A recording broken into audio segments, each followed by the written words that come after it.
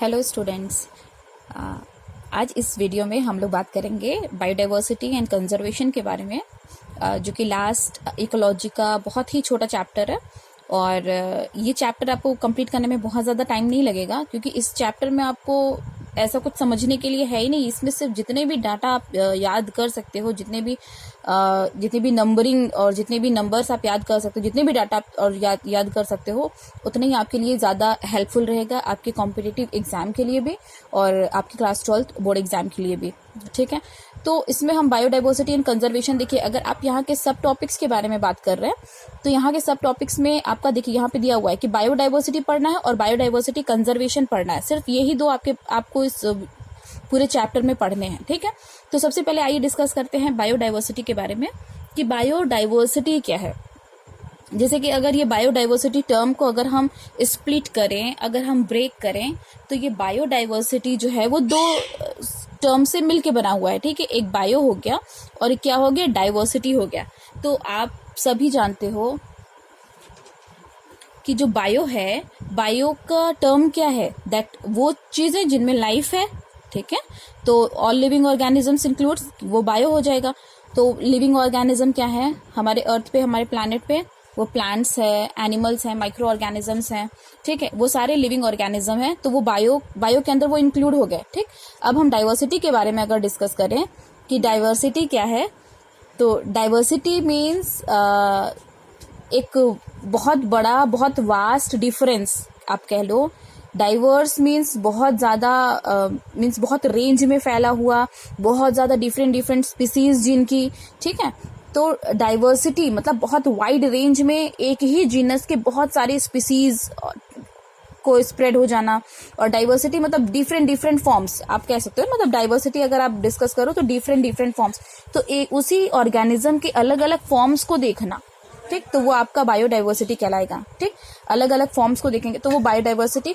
तो यहाँ पे चलिए आइए आप बायोडाइवर्सिटी के बारे में डिस्कस करते हैं। तो यहाँ पे यहाँ पे ये जो शॉर्ट दिया हुआ है पैराग्राफ, इसमें इंट्रोडक्शन दिए हुई है कि इंट्रोडक्शन इसमें दिया हुआ है कि अगर कोई एलियन, ठीक है, यहाँ पे एलियन के बारे में डिस्कस किया गया कि अगर कोई एलियन जो इस अर्थ के बारे में बिल्कुल भी नहीं जानता, ठीक है, उसको कुछ नहीं पता यहाँ पे क्या क्या चीजें हैं, क्या क्या चीजें नहीं है, उन्हें कुछ नहीं पता, वो तुरंत एंटर किए यहाँ पे क्या बोलते हैं, हमारे प्लैनेट पे, अर्थ पे एंटर किए, और वो तुरंत क्या करेगा, तुरंत वो शॉक्ड हो जाएगा। ठीक है, वो तुरंत मतलब एकदम होता नहीं कि एकदम आश्चर्य होके वो देखेगा कि यस, कि यहाँ पे इतना ज्यादा डाइवर्सिटी देखने को मिल रहा है हमारे इस प्लैनेट पे। तो वो बिल्कुल शॉक्ड, यहाँ पे दिया हुआ है ना कि अगर वो विजिट करते हैं हमारे प्लैनेट पे तो वो बिल्कुल भी अमेज्ड हो जाएगा, वो बिल्कुल भी शॉक्ड हो जाएगा यहाँ पे देखने में कि यस, यहाँ पे इतनी ज्यादा वैरायटीज है, यहाँ इतनी ज्यादा स्पीसीज है। वैरायटीज, डाइवर्सिटी तो समझ लो इट मीन्स वैरायटीज, इतनी ज्यादा इसमें मतलब यहाँ पे वैरायटीज पाई जा रही है। तो यहाँ पे सिर्फ एक समरी छोटा सा दिया हुआ है कि ये क्यों वो अमेज्ड है, क्योंकि इंडिया नहीं, हमारा जो प्लैनेट है यहाँ पे बहुत ज्यादा प्लांट्स की वैरायटीज है, बहुत ज्यादा एनिमल्स की वैरायटीज है। इवन जो छोटे छोटे ऑर्गेनिजम्स हैं, जैसे एंट्स हो गए, बीटल्स हो गए, ऑर्किड्स हो गए, ये सारे मतलब इनकी हर चीजों की यहाँ पे वैरायटीज बहुत ज्यादा है। ओके, तो यहाँ पे ये आपको डिस्कस करना, ये जो हमने हाईलाइट किया है, इस पॉइंट को आप जरूर से देख लेना, जो कि इम्पोर्टेंट है आप लोगों के लिए। ये कहा क्या जा रहा है कि ये बहुत ही हार्ड होगा हमारे लिए बिलीव करना कि यहाँ पे मतलब यहाँ पे अपने प्लैनेट पे एंट्स की स्पीसीज कितनी है, 20,000 स्पीसीज से ज्यादा। वो देखने में हमें सब कैसी लगती है, सब एक ही जैसी लगती है। बहुत हम उनको, अगर हम दोनों को डिस्टिंग्विश करेंगे, अलग करेंगे, तो हम लोग कहेंगे अरे वो काली वाली चींटी, वो लाल वाली चींटी, हम बस यही बोलेंगे। या फिर यही बोलेंगे कि हाँ वो छोटी वाली चींटी है तो बड़ा वाला क्या है, उसको चीटा बोलेंगे। ठीक है, हम लोग बहुत करेंगे, बहुत बस इसी तरह, काली वाली, लाल वाली, चीटा, हम लोग इसी तरह बस उनको करेंगे। लेकिन अगर हम देखें, अगर नॉर्मली अगर हम देखें कि इनकी कितनी स्पीसीज पाई जा रही है एंट्स की, तो एंट्स की जो है वो 20,000 से भी ज्यादा स्पीसीज पाई जाती है एंट्स की, और 3 लाख से भी ज्यादा पाई जाती है बीटल्स की, और 28,000 से भी ज्यादा पाई जाती है फिशेस की। ओके, और 20,000 से ज़्यादा पाई जाती है ऑर्किड्स की। तो ये जो हमने हाईलाइट किया है इसको ज़रूर से आप देख लेना कि इसमें जो है आपको किस किस का याद करना है। बस अभी अभी आप लोग तुरंत याद कर लो। अगर आप सभी अपना एनसीईआरटी लेके बैठो, उस पर मार्क करो और साथ साथ में वीडियो के एंड तक आपको सारे डाटा लर्न हो जाने चाहिए। ठीक, तो याद रखो एंट्स की कितनी है 20,000 से ज़्यादा, बीटल्स की कितनी है 3 लाख से ज़्यादा, फिशेस की कितनी है 28,000 से ज़्यादा और ऑर्किड्स की कितनी है 20,000 से ज़्यादा। ओके, तो ये आपको देखना है। अब आप आ जाइए बायोडाइवर्सिटी पे। तो बायोडाइवर्सिटी यहाँ पे दिया हुआ है कि इन आर बायोस्फीयर इमेंस डाइवर्सिटी, ये जाहिर सी बात है डिफरेंट वैरायटीज और बहुत बड़े रेंज में, बहुत अलग अलग रेंज में हमें बहुत ज़्यादा वैरायटीज देखने को मिलती है। वो रेंज किसी भी लेवल का हो सकता है, वो स्पीसीज लेवल का भी हो सकता है, वो जेनेटिक लेवल का भी हो सकता है, वो भी हम आगे आगे डिस्कस करेंगे। ठीक है, यहाँ पे देखो दिया हुआ है ना, at all levels of biological organisation ranging from macromolecules within cells to biomes. ये याद करना, मैक्रोमोलिक्यूल से लेके बायोम्स तक। तो जैसे कि आप सभी जानते हो कि मैक्रोमोलिक्यूल्स ही मिलके क्या बनाते हैं। सी, अगर हम यहाँ पे डिस्कस करें तो जितने भी मैक्रोमोलिक्यूल्स हैं, मैक्रोमोलिक्यूल्स क्या बनाएंगे, आपका सेल बनाएंगे। ठीक है, सेल, मैक्रोमोलिक्यूल्स मिलके क्या बनाएंगे, सेल ही तो बनाएंगे ना। और सेल क्या बनाएगा, सेल टिश्यू बनाएगा। ठीक है, टिश्यू बनाया, टिश्यू क्या बनाएंगे, वो बताइए बताइए जल्दी, बहुत जूनियर क्लास का है ये। टिश्यू क्या बनाएंगे, वो ऑर्गन बनाएंगे। ठीक है, ये ऑर्गन बना लिया। ओके, बहुत सारे ऑर्गन मिलके क्या बनाएंगे, ऑर्गन सिस्टम बना लेंगे। ठीक है, ऑर्गन सिस्टम बना लेंगे। ऑर्गन सिस्टम मिलके क्या बना लेगा, ऑर्गेनिजम्स बना लेंगे। यही होता है ना, हम लोग क्लास 9th में जो सेल चैप्टर पढ़े थे तो उसमें हम लोगों ने यही तो पढ़ा था कि why cell is known as structural and functional unit of life just because of this reason, कि अगर सेल नहीं रहेगा तो क्या ऑर्गेनिज्म बन पाएगा, नहीं बन पाएगा। तो वो क्या करेगा, एक ऑर्गेनिजम्स बना लेगा। तो मैक्रोमोलिक्यूल सेल बनाया, सेल टिश्यू बनाया, टिश्यू ऑर्गन बनाया, ऑर्गन सिस्टम को बनाया, ऑर्गन सिस्टम किसको बना लिए, ऑर्गेनिजम्स को बना लिए। ठीक है, तो ऑर्गेनिजम्स तक चलिए आपका तैयार हो गया। ओके, तो ये ऑर्गेनिज्म हो गए। तो ये जो आपको दिख रहा है यहाँ से लेके, ये जो हमने अभी आपको एक फ्लो चार्ट बनाया, एक यूनिडायरेक्शनल एक लाइन बनाई, आपको जो दिखाया कि मैक्रोमोलिक्यूल से यहाँ से लेके फिर ऑर्गेनिजम्स तक। तो यहाँ पे देखो मैक्रोमोलिक्यूल से स्टार्ट हुआ था लेकिन वो बायोम्स तक गया था। अब बायोम्स तक कैसे जाएगा, चलो ये लोअर लेवल ऑफ ऑर्गेनाइजेशन हो गया आपका। ठीक है, ये लोअर लेवल ऑफ ऑर्गेनाइजेशन कहलाया। अब आप आगे की तरफ बढ़िए, ऑर्गेनिजम्स मिलके क्या बनाएंगे, पॉपुलेशन बनाएगा। ठीक है, ऑर्गेनिज्म क्या बनाएंगे, पॉपुलेशन बनाएंगे। पॉपुलेशन मिलके क्या बनाएंगे, वो कम्युनिटी बनाएंगे। ओके, वो कम्युनिटी बनाए, कम्युनिटी मिलके क्या बनाएंगे, वो इकोसिस्टम बनाएंगे। ठीक है, इकोसिस्टम बनाए और इकोसिस्टम मिलके क्या बनाएंगे, वो बायोम्स बनाएंगे। और बायोम्स क्या है, बायोस्फीयर। ठीक है, वो मिलके क्या, बायोस्फीयर बनाएगा। तो देखो यहाँ से दिया था ना, यहाँ से लेके हम लोगों ने ऑर्गेनिज्म तक क्या था, वो लोअर लेवल ऑफ ऑर्गेनाइजेशन था। ऑर्गेनिज्म से लेके बायोम्स तक क्या हो गया, वो हायर लेवल ऑफ ऑर्गेनाइजेशन हो गया। और क्या है, बायोडाइवर्सिटी हम पढ़ रहे हैं। तो बायोडाइवर्सिटी में क्या है कि हम लोग हर रेंज में, मतलब हर लेवल पे हमको डाइवर्सिटी देखने को मिलेगी। चाहे हम वो इकोसिस्टम के लेवल पे डाइवर्सिटी देखें, चाहे हम कम्युनिटी लेवल पे, चाहे पॉपुलेशन लेवल पे, चाहे ऑर्गेनिज्म, चाहे सेल लेवल पे, मतलब हर लेवल पे हमें क्या है, डाइवर्सिटी देखने को मिलती है। ठीक है, हर लेवल पे हमें दिखेगा। तो इस चैप्टर में हम यही डिस्कस करने वाले हैं। अब यहाँ पे आप देखिए क्या दिया हुआ है कि बायोडाइवर्सिटी जो टर्म है उसको किसने पॉपुलर किया है, यहाँ पे पॉपुलराइज्ड दिया हुआ है ना। तो उसको किसने पॉपुलर किया है, उसको एडवर्ड विल्सन ने पॉपुलर किया है। इसको याद कर लीजिएगा, ये आप लोग कॉम्पिटिटिव एग्जाम के लिए बहुत हेल्पफुल है आपके लिए। तो इसको पॉपुलराइज्ड एडवर्ड विल्सन ने किया है, लेकिन इस टर्म को दिया किसने है, तो मतलब हु कॉइंड द टर्म, जैसे हम लोगों ने इकोसिस्टम में पढ़ा था कि इकोसिस्टम में कौन who coined the term ecosystem, A G Tansley, जिन्होंने 1935 में दिया था। लेकिन अगर हम बायोडाइवर्सिटी की बात करें तो who coined the term biodiversity, इसको याद कर लेना, रॉसन। ठीक है, रॉसन ने बायोडाइवर्सिटी को कॉइंड किया था, इन्होंने टर्म दिया था, लेकिन उसको पॉपुलराइज्ड कौन किया, उसको पॉपुलर कौन किया, उसको नाम कौन दिया, मतलब वो बहुत ज्यादा पॉपुलर हो गया किनकी वजह से, एडवर्ड विल्सन की वजह से, क्योंकि एडवर्ड विल्सन ने इस टर्म को बहुत ज्यादा यूज किया जिसकी वजह से वो पॉपुलर हो गया। ओके, तो ये है आपका ये बायोडाइवर्सिटी। अब ये हो रहा है कि यहाँ पे मतलब कितने कितने लेवल पे आप बायोडाइवर्सिटी देखने को मिलता है। ठीक है, मतलब हम लोग जाहिर सी बात है हर लेवल पे तो देख रहे हैं, लेकिन आपको जो पढ़ना, जो बहुत इंपॉर्टेंट है आपको जो पढ़ना इस चैप्टर में, वो है 3 लेवल। ठीक, एक हो गया जेनेटिक डाइवर्सिटी हो गया जीन्स के लेवल का, एक हो गया स्पीसीज डाइवर्सिटी स्पीसीज के लेवल का, एक हो गया इकोलॉजिकल डाइवर्सिटी जो कि इकोसिस्टम लेवल पे है। ओके, तो ये दिया हुआ आपके एनसीईआरटी के नेक्स्ट पेज में।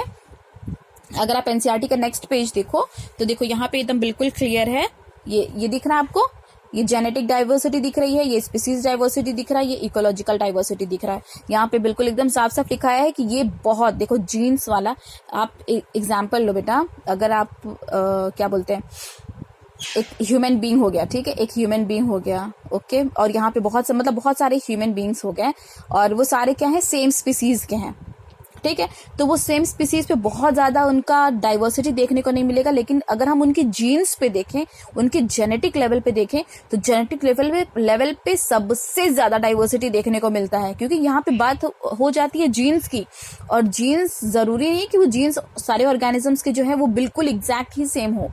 तो यहाँ पे बात जीन्स की हो जा रही है जो कि जेनेटिक लेवल पे हमें देखने को मिल रहा है, और ये बहुत ही ज्यादा डाइवर्सिटी शो करता है। ठीक, एग्जाम्पल से हम देखेंगे यहाँ पे। सबसे पहले आप इनको पहले भी छोड़ते हैं, पहले हम यहाँ पे देख लेते हैं कि हम अगर इंडिया की बात करें, अगर हम सिर्फ इंडिया, अपने सिर्फ कंट्री की अगर हम बात करें, तो यहाँ पे आपको पता है, ये देखिए यहाँ पे मैंगो जो कि मैंगीफेरा इंडिका है, आपको याद होगा ना, मैंगो का बोटानिकल नेम मैंगीफेरा इंडिका, और मैंगीफेरा इंडिका की वैरायटीज जो है, ठीक है, वो मतलब सब कुछ सेम है इनका, लेकिन अगर हम जीन्स की बात करें, अगर हम इन सारे मैंगो की जीन्स की बात करें, तो हम सबको क्या कहेंगे, सबको आम कहेंगे, सबका बोटानिकल नेम क्या है, मैंगीफेरा इंडिका है। लेकिन अगर हम इनकी वैरायटीज के बारे में बात करें तो इनकी बहुत सारी वैरायटीज है, और इंडिया में इनके कम से कम 1000 वैरायटीज हैं।